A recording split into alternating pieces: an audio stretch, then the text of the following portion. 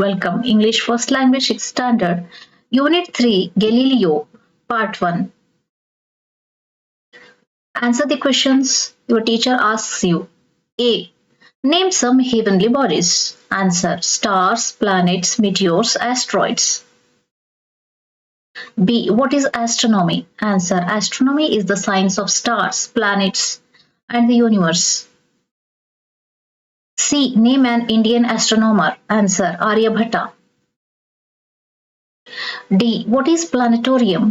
There is one in Karnataka. Where is it? Answer: a planetarium is a building in which images of the stars, planets, and constellations are projected on to a domed ceiling. Yes, there is a planetarium in Bangalore, the Jawaharlal Nehru Planetarium. E. What instrument do astronomers use? Answer: telescope. 1. It is common knowledge today that the Earth is a planet revolving around the Sun. But there was a time not many centuries ago when even learned men believed that the Earth was fixed in space and the Sun and all other heavenly bodies went around it. The man who first brought to light the facts about them was a great scientist and the astronomer called Galileo Galilei. He was born in the year 1564 in Italian town of Pisa. In the year 1608, the man called Hans Lippershey, the native of the Holland, invented the telescope, the instrument with which the astronomers watch the skies. The telescope makes distant objects appear to be near and magnified several times over. Third one, when Galileo heard about the invention, he became greatly interested in it. He had at this time begun to study astronomy, and he saw that the invention would be wonderful aid to the astronomer. He set to work on making a telescope for himself, and very soon succeeded in making one which was better than the one Lippershey had made.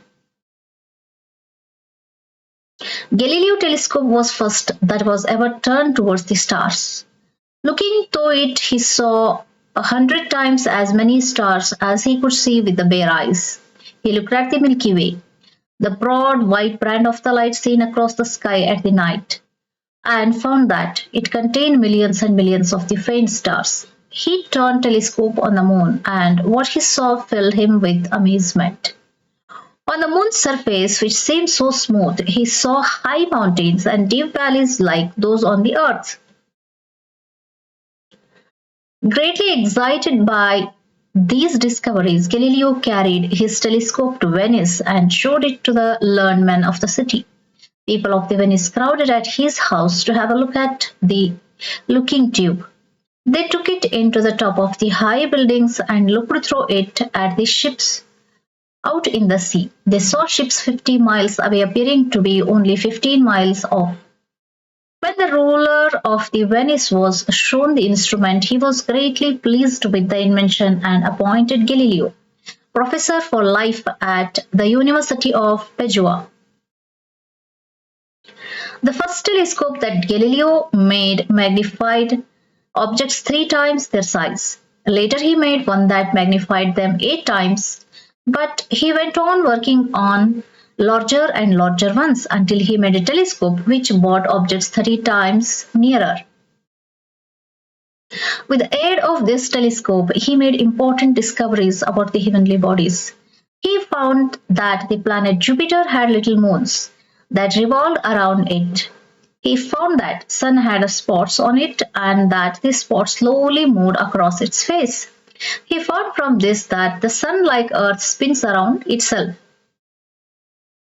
Some 50 years earlier, a Polish astronomer called Copernicus had declared that the Earth was a planet like other planets, and that, like them, it revolved around the sun. Copernicus could not, however, prove this to the men of this day. The few people paid any great attention to his idea. Galileo was the first great student of the astronomy to realize that the idea of the Copernicus were true. and the first scholar to begin to teach them at the university. His new teaching caused great excitement among the learned men because it meant that all their teachings was completely wrong. They began to oppose him, and many of them became his enemies. Then he got into the trouble with the church. His ideas but about the sun and the earth were different from what the Bible seemed to say. So the followers of the church began to look upon him as wicked and dangerous man. Church had in those days a court called the Inquisition, which tried and punished those that it considered unbelievers. Galileo was asked to appear before this court. He was questioned about his beliefs and was asked to kneel and declare that he no longer believed that the earth moved around the sun. He knew that if he refused to make this declaration, he might be put in prison or perhaps tortured. As he feared torture, Galileo obeyed their order. There is a story that, as he rose from his knees after his public declaration, he whispered to himself, but still it does not move.